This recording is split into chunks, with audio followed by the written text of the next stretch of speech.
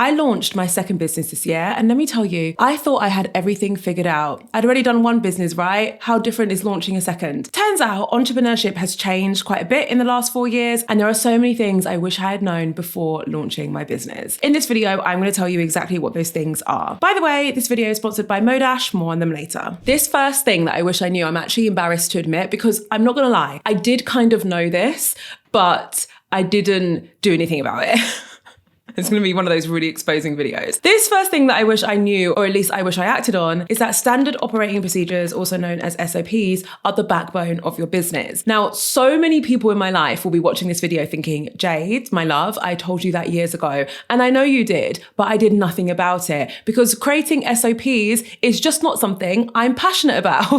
If you're wondering what an SOP is, it's essentially a step-by-step breakdown of how every single thing is done within your business. So it could be something as big as how I secure and negotiate public speaking gigs, all the way through to something a lot smaller, such as how I arrange my travel to get to said speaking gig, right? There's supposed to be SOPs for every single part of your business. And the reason why is because as you begin to hire and scale, having an SOP will make it a lot easier for you to onboard new members because there will be a clear step-by-step process of how they should do the tasks required for their job. Not only this, and I think this is something that people don't talk about enough, when you create an SOP, you're actually forced to figure out the best way to complete a task, right? What I was doing everything from memory. And I was doing it that way because my team was so small that we all just kind of figured out how to do something the first time and then kind of remembered.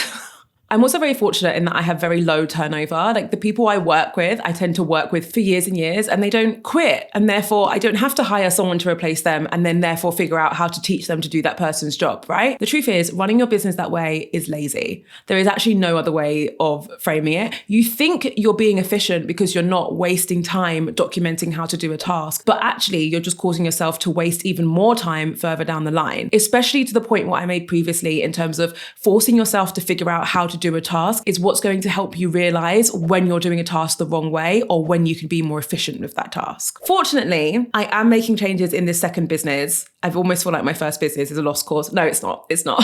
But for my second business, which is a social media marketing agency, which has a team that will continue to grow for years and years to come, I am not making the same mistake. Myself and my team are spending a decent amount of time creating really in-depth SOPs so that I don't end up with this messy business that can only run in my mind, which is exactly what I have with my first business, but that is a problem for another day. This next lesson is one that I'm fully in the depths of right now. I told you this will be an exposing video, and it really, really is. This lesson is that cash flow is a challenge for service-based businesses too. Woo, when I tell you I'm learning that lesson right now. The thing is, when you build a personal brand, and that's your business, so let's say yours might look like my personal brand, where you create content, and therefore you earn money through brand sponsorships, maybe you do public speaking, etc. Even though cash flow problems can arise because you may have to wait 60 days, 90 days to get paid from a brand, most of the time when you start those businesses, it's just you. So whilst cash flow is still an issue that you need to navigate, it doesn't often have dire consequences. Also, you have the benefit of being able to save whilst it's just you working in the company. So that's what I did. The first couple of years of me working for myself, I stocked an emergency fund within my business, and that really helped me navigate some of the tougher months where my cash flow was looking a bit sketchy. With this new business, I have not had that luxury. I have created a new company, created a new bank account, immediately hired a team when there is no money there. There's no money there. Let me explain, because you might be listening to that thinking, Jade, how are you saying there's no money there when you've actually already said that the agency is due to make over 6 figures in its first year? This is where the cash flow becomes a problem, right? Because yes, I do have clients, and yes, some of them have started to pay me for our services. However, a lot of them have really long payment terms. So even if I've signed a client a month ago and I've hired a whole team to work on that account, I might not get my first paycheck from that client for a couple months, which means I need to pay for this whole team without any money.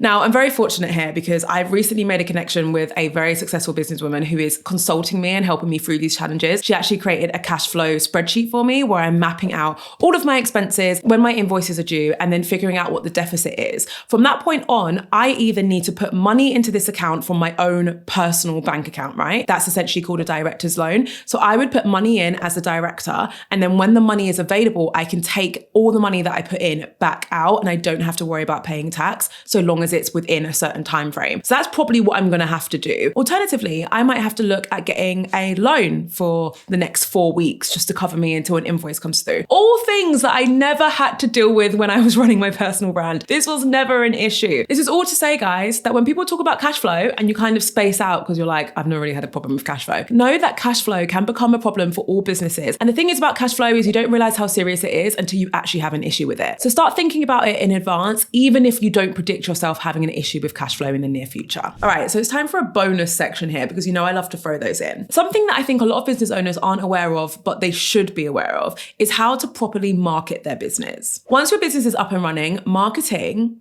is everything. You want to make sales, you want to get clients, you want to make money, you need to learn how to market your business. Even the best product or service in the world won't succeed if they don't know how to market it. Now, influencer marketing is one of the most effective growth channels for businesses in today's age. Influencers and creators already have such trust with their audiences, which makes their recommendations, for example, when they're recommending your product or service, so much more genuine. Now, the key here that I don't think is spoken about enough is not to choose the most popular influencers and creators to promote your brand, but to find story fit creators who can authentically tell the story of why someone buys from you. Let me explain. Story fit creators align their content with your customers' buying triggers. When this alignment happens, it feels natural and authentic rather than sales driven. As a result, the authenticity drives higher results and better conversions. Now, I know what you're thinking, that all sounds great, Jade, but how do I find story fit creators and influencers? Well, that is where Modash comes in. Modash is an all-in-one influencer marketing platform, and it allows you to do a bunch of things. For example, you can sort through 350 million creator profiles by niche, audience type, or location. You can view audience data, engagement rates, and past sponsored content to really validate whether they're a story fit creator. In addition to this, you can manage all of your influencer outreach in one central place and track campaign performance automatically without having to request screenshots, which as a business owner and a creator is actually a really annoying thing to do. You know what else Modash allows you to do that I absolutely love? It allows you to manage influencer payments in their own currency. Again, as a UK creator who works with a lot of US brands, that kind of feature is incredible. On average, businesses earn £4.70 for every £1 spent on influencer marketing. So whether you're already running influencer campaigns or maybe you're planning to start, Modash will help you save time and also get better results. You can get a 14-day free trial with Modash with no payment information needed. Head to the link in my description to try Modash risk-free and see how story fit content can transform your marketing. Link in my description. Okay, so the next thing I wish people told me about running a business, this is actually an interesting one to share. You're gonna cry. You're going to cry a lot. I don't know a single entrepreneur who doesn't actually cry on a regular basis. And I know you might hear that and think, my gosh, why do people glamorize it so much if that's the case? And honestly, I ask the same question every single day. It is hard. Starting a business, running a business, employing people, trying to grow it is incredibly hard. It's incredibly challenging. I can say from my own personal experience, it's the most challenging thing I've ever had to do, especially in my work life. And do you know what? It's not like I wish someone came up to me and was like, by the way, you're about to cry so much. Someone saying that to me would not have been helpful. What I wish I would have known is that it's okay that you're going to cry a lot. You're going to feel overwhelmed. It's going to feel difficult. It's okay. It is part of the process. Without someone saying this to me, I would say the first 10 to 20 times that I had a little mentee bee, I convinced myself that I wasn't cut out for this because I was crying so much. And even if you're not a crier, because I know people show emotions in different ways, you'll know what I'm referring to when you get to that point where you're like so overwhelmed that you feel like you can't see a way out of whatever challenge you're dealing with. That feeling is basically what I'm referring to when I talk about the times that I would have cried, right? And when you feel that way, it's easy to spiral and then quit. And I always say that one of the main reasons why you won't reach your goals is simply because you stop trying to reach them, right? So pushing past those moments, being able to take a step back and say, this is just a moment in time. I'm going to get past this. It's going to be okay. Will literally be the difference between you making your business work and being a success and you quitting too soon. That's how important it is to know that it's okay to cry. Next thing I wish I knew, you're only as good as your team. This is something that I hear a lot. Even if you're watching this and you're like, I don't have a team, I have no plans of hiring a team, I still want you to listen because I'm fairly confident that as your business grows, there will come a time where you will need to hire someone, even if it's just on a short-term freelance basis, right? The phrase, you're only as good as your team, is one that a lot of us have heard and tend to disregard because we hear it so much that we're like, oh yeah, sure.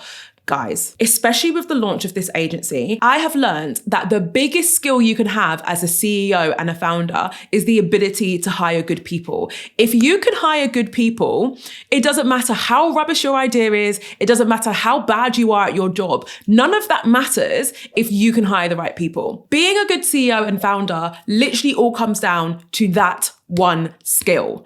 Take it seriously. Something that's really helped me as of late, as I've been hiring more people for the agency, is to really get clear on what qualities I value in an employee. And honestly, it is rarely to do with their experience, and it's almost always to do with their attitude and their values, right? I like to hire people who I can really trust, because I give anyone who works with me quite a lot of freedom in terms of when they work, where they work, etc. So I need to have a team of people that I can trust are consistently putting a lot of effort in. I like to have a team of triers around me, people who just want to try, because that's very much what my personality is, right? Figure out what those values are that you need in an employee before you even begin to start reading applications, let alone interviewing people. Honestly, this is probably the biggest lesson out of all of them, because now when I see really great, successful companies, I don't think like, my gosh, that founder must have been really talented. I literally think, wow, they must have hired some great people. The last thing I wish I knew, and this is only something I've learned within the last like 2 to 3 weeks, so fresh lessons, guys, is that the saying death by 1,000 cuts is real. This is the idea that as a founder, entrepreneur, CEO, whatever, you are going to have to make a lot of decisions. That's basically what your main job is. It's to make decisions, right? People bring problems and solutions to you, and you need to figure out the best path to take. If you are populating your life with 1,000 other smaller decisions that you do not need to be the one to make, you are going to find yourself suffering greatly from decision fatigue, and that is going to rub off on your ability to make good decisions as part of running your company. Let me give you some examples. I have been umming and ahhing about getting a PA for the longest time. And every single time I get this close to putting a call out and hiring someone, I tell myself, don't be silly. What do you need a PA for? You can book your own travel. You can arrange your own dog sitter for when you've got a work trip. You can book your own hotel. You can do your own expenses. These are all tasks that I'm perfectly capable of doing. And whilst that's true, it doesn't mean that I should be doing them. That's not what that means. Accepting help in that way to do day-to-day tasks that you've always done your whole life is a really hard thing to get your head around when you're not someone who grew up with someone doing that stuff for you. Do you know what I mean? Like, I had an amazing support system as a child, don't get me wrong, but my parents raised me to be independent and not to need someone to do these things for me. So it feels very strange for me to then turn that around and be like, actually, no, I need someone to book a train for me. Like, it just feels weird. But as I meet more and more entrepreneurs and founders and CEOs, they all tell me the same thing. And that's that all of those small decisions that I'm making, all of those small tasks that I'm doing, they add up and they're detracting from my time and energy that I need to spend on running the business. I'm not saying everyone therefore needs to hire a PA straight away. I am kind of saying that when the time comes where you think you might need one, you probably do. All right, that felt like therapy to me. You know, I love doing videos like this where I'm basically just exposing all of my weaknesses. Don't forget that you can get a 14-day free trial of Modash by heading to the link in my description. And if you feel like hanging around, I recommend watching this video. It's an in-depth breakdown of the best and the worst businesses to start in 2026. Thank you so much for watching. As always, I can't wait to see you in my next video.